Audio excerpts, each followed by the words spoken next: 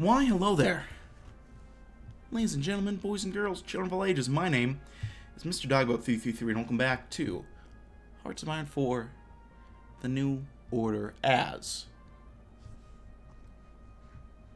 in Mexico. So, blocked by this event. Last video, we had some mishaps in our tour, thanks to Senor Ordaz, his planning.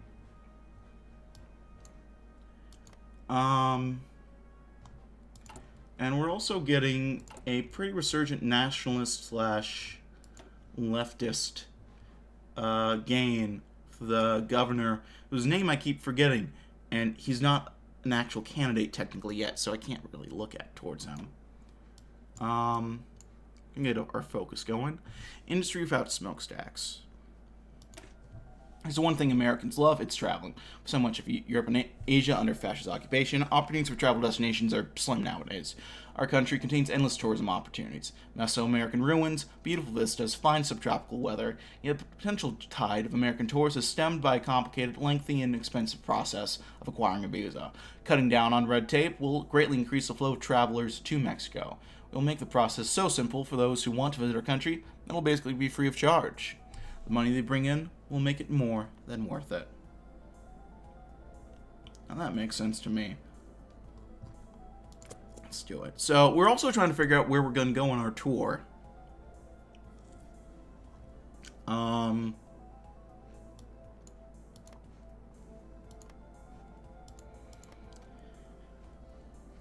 guessing there's going to be the potential to upset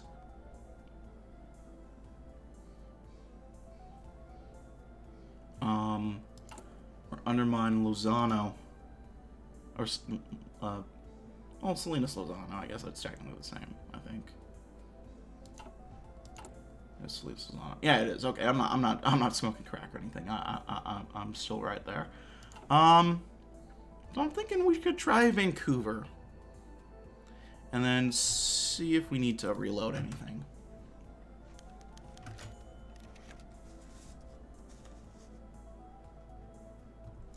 Ordaz followed Lopez Mateos into the waiting car and shut the door behind him. It's freezing. I don't know how the Canadians can stand this cold. Lopez Mateos adjusted his own large winter coat. Seems braving the cold was worth it. Several businessmen have already promised to open branches in Mexico, and many more are planning joint ventures with Mexican firms. Ordaz wanted to reply that they might as well be joint Canadian-Japanese ventures, since the Mexicans were only serving as middlemen, but he held his tongue. Thinking of extending our stay a few days. With a bit more time, we can strike even more deals. Finally getting his teeth under control, Ordaz frowned. Your Excellency, are you sure about this? The Prime Minister is expecting us in Ottawa. None of the investments we're getting here are very large, and every extra day we spend here could be better spent making deals in the United States. Mateos paused, considering this advice, and then replied, you know what? A few more days won't hurt anyone. It could.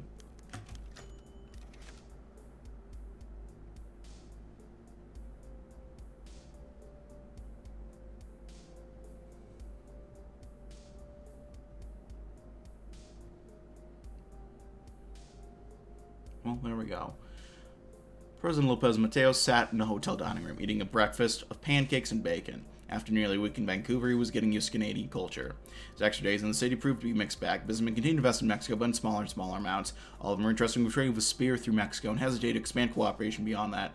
At this rate, his efforts might win some positive press at home, but nothing else. Ordaz entered the hall frowning and placed a newspaper in front of Mateos.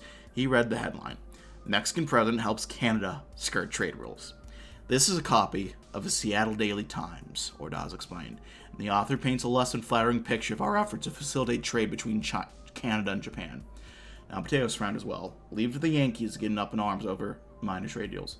Your Excellency, I believe we must act quickly to ensure this does not complicate our tour. With your permission, I'll head south and meet with a few contacts while you proceed on to Ottawa. Mateos had been counting on Ordaz's help in Ottawa, but if the situation was this serious, he could see no alternative. A heavy sigh replied, okay, I'll meet you there as soon as I can. I'll have to make do without him.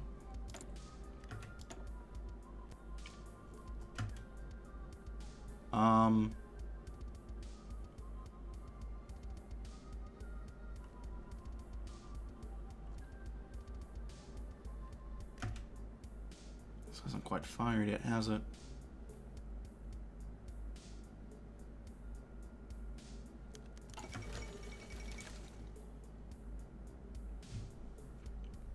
Your Excellency, our recent efforts in economic development have greatly progressed in line with the expectations set by the populace as well as investors, both domestic and foreign. Current trends continue, our finances as well as the average standard of living enjoyed by our population will steadily improve. While some areas of the economy could be improved, be it through new financial incentive programs or other means, the situation as a whole remains stable. Suggested actions to further support economic growth can be found on page 5. Alright, so we got poverty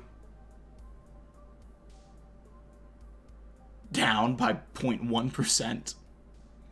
Unemployment is up slightly. Agronomic productivity is down slightly. But GDP per capita is up. GDP growth is up big time. GDP in general is up. There we go. Extra stability, extra political power, industrial power slightly increase, worker power will slightly increase. Antonio Ortiz Mena, Secretary of Hacienda and Public Credit. Because of our solid performance, Mexico maintains its stability. Excellent. Alright, let's check aggro.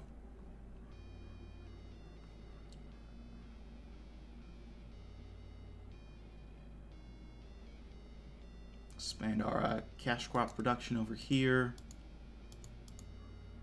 And then over...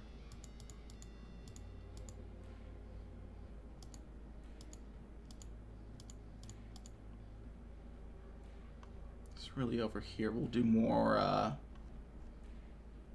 that's what we did. We still have tick down for staple crops. I don't know how we improve that other than the events. Honestly. What are we looking at? GB growth. Oh, we're still catching up there.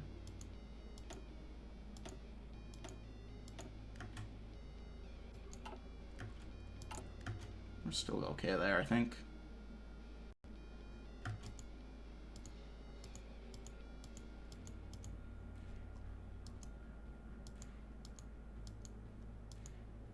Where do we want to go?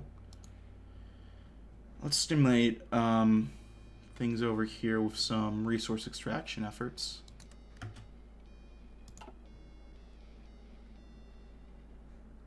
I haven't read any of the little localization yet, but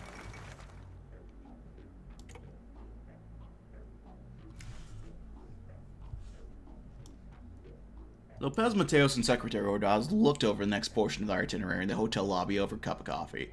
The smell of eggs and bacon permeated from the direction of the kitchen as the two had decided to order the American staple of the day's first meal. Lopez Mateos his fingers over a portion of the document. Forged ties with American heavy industry. The confused president read aloud, then looked over at Ordaz. That could mean a lot of things, Ordaz. What kind of heavy industry were you thinking? Glad you asked, sir.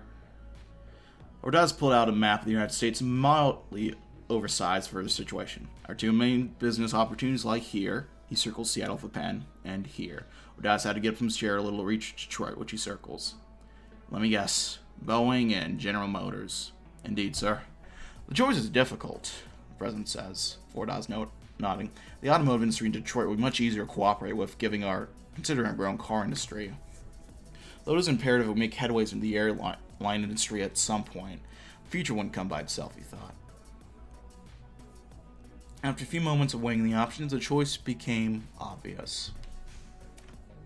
Save real quick. I like the idea of General Motors the most, though. I think there's enough existing infrastructure in Mexico that makes sense. Audience with the masters of industry coming up. Let's see how General Motors is going. Next we have the Chamazal. Time has come to put an end to the Chamazal border dispute. President Lopez Mateos and Nixon will meet in a landmark ceremony to ratify the treaty recommendations in May 1911. 366 acres of the Chamazal will be granted to Mexico, along with 71 acres of the adjacent Cordova Island area. The United States will receive 193 acres. While officially no money will change hands, Mateos has arranged for a large sum to be wired to the States through an independent bank as compensation for U.S. infrastructure that will end up on Mexican soil as a result of the deal. A memorial will be erected commemorating this historic occasion where two neighbors worked towards a peaceful resolution of conflict. A great day for Mexico, and a great day for the United States. Oh, here we go. Words flowed from Carlos Madrazo's mouth in torrents, then trickles. Stage whispers and explosive shouts caught ears from Morelos to the Yucatan. The first inkling of reformist press would take each well-crafted phrase and stamp it onto paper, capturing the unending direction of a southern cyclone. But the man himself knew that was not enough. Madrazo had established himself as a successful governor. Madrazo, that's who it is. A regional leader, any man of the left. But the latter was still too fragmented and fractious to influence Lopez Mateos' decision on who was to succeed him. So Madrazo would roar on, as the revolution had. He would shore up support to create a durable force for action over the next sexennial. The coming presidency, for the sake of Mexico, needed a united reformist bloc and the focused cadre on the streets, and he would build that base himself, one speech at a time. Madrazo united the left, yet true influence as managed to evade him. Well, one speech at a time, we will get there. We're gonna be... we're almost there, influence-wise. Just about. We're getting close.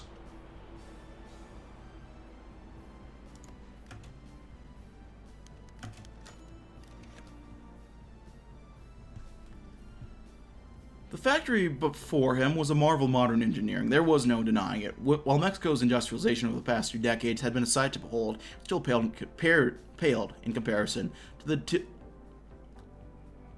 the industrial might that is the United States. And here Detroit, Lopez Mateos bared witness to that industrial strength in all its glory. Here you can see the process we've developed for putting the balance panel on the car. See how the machine fits together just so. One of the auto executives pointed to the machine before him. There were humans operating the machinery. Mateos could see them and just beyond the edge of the metal frame. But it all felt so modern. In Mexico, this would all still be done by assembly line through human labor. This is all extraordinary, Mateos said, giving both the executives in the press following them a smile. The Americans smirked at the Mexican president, awed by their advancements. All Mateos' mind was full of was the possibilities that this technology could bring to Mexico. He could offer up some of Mexico's resources for benefits of these executives. Then they might be convinced to allow some of their advancements in manufacturing to be brought into Mexico. But that would take time, and in the meanwhile, Mexico's workers would be hurt by the exporting of Mexico's resources. What might make the executives happy? Mateos couldn't portray the workers like that. Could he? The other option would be propose Mexico as a source of investment for these executives. They could invest in companies in Mexico where pieces of the car would be manufactured, and so they could line their own pockets while giving the people of Mexico more money. The notion sounded a lot more pleasing to Mateos, but would be a harder sell to the executives. Let's see if we can secure investment for our workers. We must.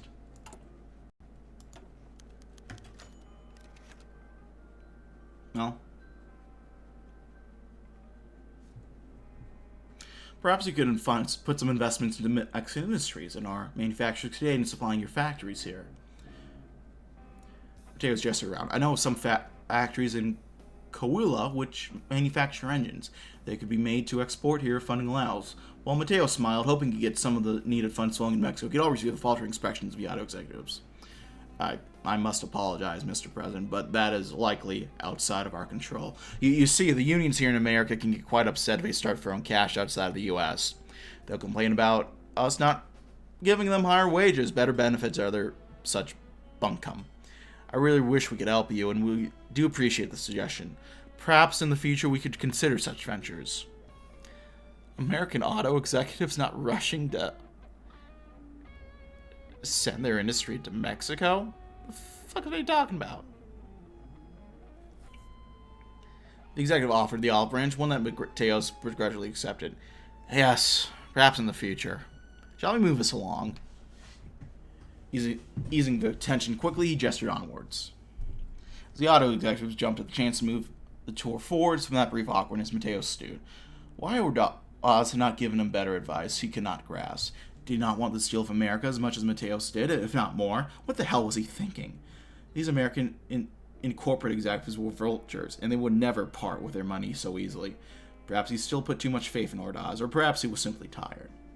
Mateos turned his attention back to the tour as one of the men pointed towards another set of innovations the American manufacturers were making. A deal would have been nice. I'm going to see what happens if we do get a deal real quick. Because, I mean, Mateos is... not Mateos. Ordaz is kind of middling in influence right now, so if you just get something positive from it, but that's it. That's not a big deal. I was curious to see if that was going to help out with the nationalists at all. Nope. Evidently, in the TNO timeline, it is America first. And let's check how GM is doing. Shamizal. Disembodied voice. Let's offer our resources. It's a safer bet. Posture check. Thank you. And hydrate. Thank you. How's it going, Cyric? Good to see ya. Oh, +1 pro-American proposal. That probably helps us a little bit more. Not too much more, but still. Mexico has quite a few resources that could help bolster your efforts here. Mateos proposed a small tightness in his chest grown. I'm sure discussions between you and some industrials back in Mexico City could be quite fruitful in that regard. The executive smiled, glanced at a few of the others taking part in the tour. He then looked back towards Mateos and nodded. That could certainly be fruitful indeed. I've heard quite a bit about the resources of Mexico and its industrialists, and a meeting between us will go a long way towards aiding both our nation's economies. In fact, I'll start discussing schedule with my secretary after this. Some of the other executives nodded, all of them seemingly pleased with the suggestion, or at the very least open to it. The man's smile was comforting in some ways. Mateos returned, and the other executive gestured towards another part of the factory as the group began to move on their way.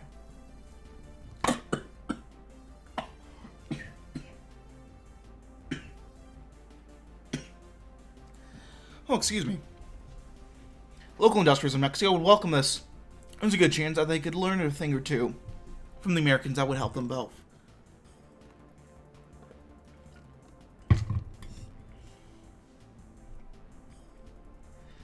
Someone's standing behind you watching. You know that's just Jeff. He's fine. There's part of him that couldn't shake the fact that he was in some way betraying the workers for their interest of Mexico. For the interest of Mexico's industrialists, even in the end, it did bring more prosperity to Mexico. The deal was important, though. Getting closer relations with the United States was essential if he was to get over the deal over the Olympic Games. The pain in Mateos' chest subsided, and refocused his attention on another set of innovations the American manufacturers were making. This is what's best for Mexico.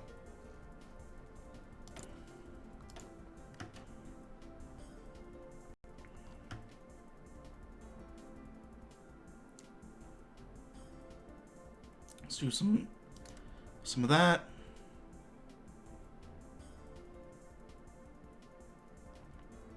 Let's unleash the DGI.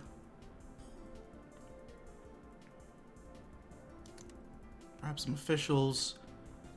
Connect dissidents and exiles.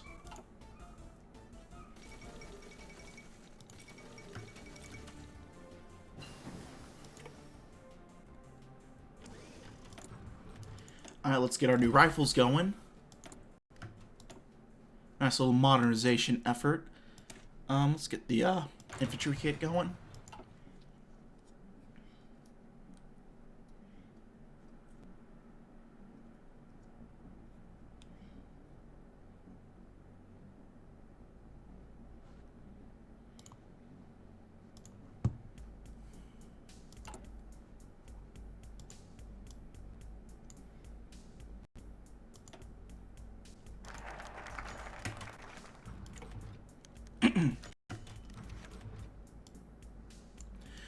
The car pulled up before the large white building that was the residence of the most powerful man in the OFN. Lopez Mateos took a deep breath and stepped up before the crowd of cameras and reporters, all hoping to get a shot at him. They certainly got it, Mateos' aides having to push some of them aside so he could actually reach President Nixon. Nixon scowled at the reporters that one might look upon flies swarming around him in the summer heats. His expression shifted slightly when Mateos reached him. Nixon put his hand out to shake Mateos, a gesture Mateos accepted dispassionately. As the two men did their best to smile and make small talk. Work on mechanization here. And then just under the line there. Expand some staple crops over here. As two men did the rest to smile and make small talk, Mateos concealed his bubbling anger. He met with Nixon several times before, and though he was hardly a pleasant man, Mateos once believed him to be trustworthy. Revolution crisis had disabused him of that notion. Nixon was obviously lying about U.S. activity in the Northern Pacific, and to cover his tracks, he'd undermined Mateos' mediation, duped Ordaz, and threatened to start a nuclear war. Please, come inside, Nixon said at last, although his tone was far from warm. Business-like was the way that Mateos would describe it. Nixon let go of his hand and led him to the White House. Richard, let me cut right to the chase. Our first order of business ought to be the Chamazal border dispute. This issue has become a perpetual thorn on both sides. On that, we are agreed. Nixon replies to reach the Oval Office. I have some thoughts on that. What did you have in mind, Richard?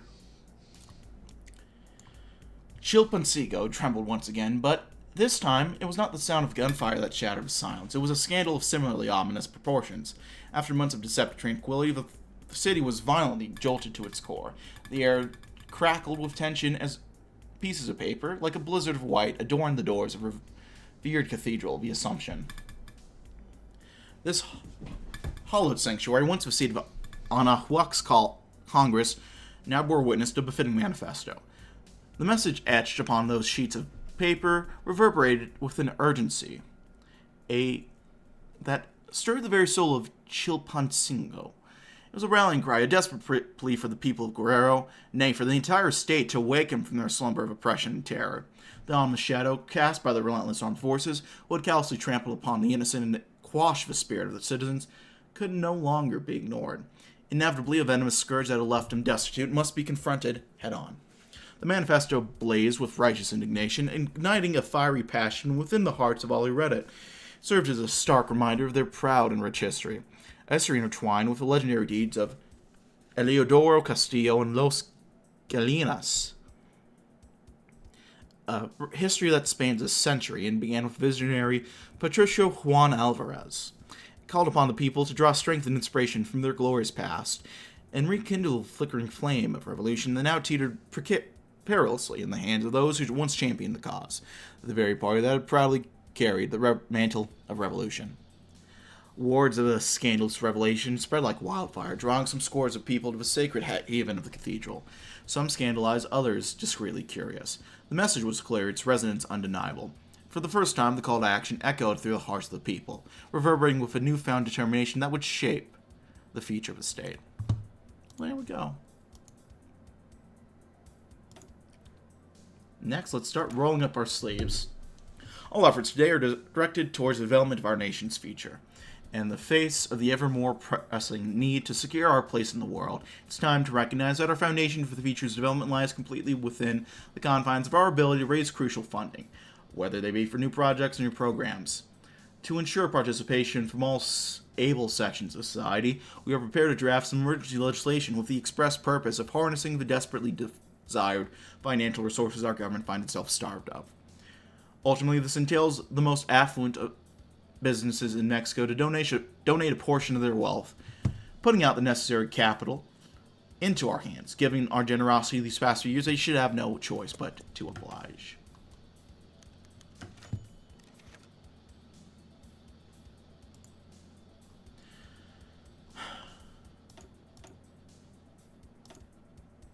What do we want to do here? Still struggling with unemployment, especially in the southeast. Jeez.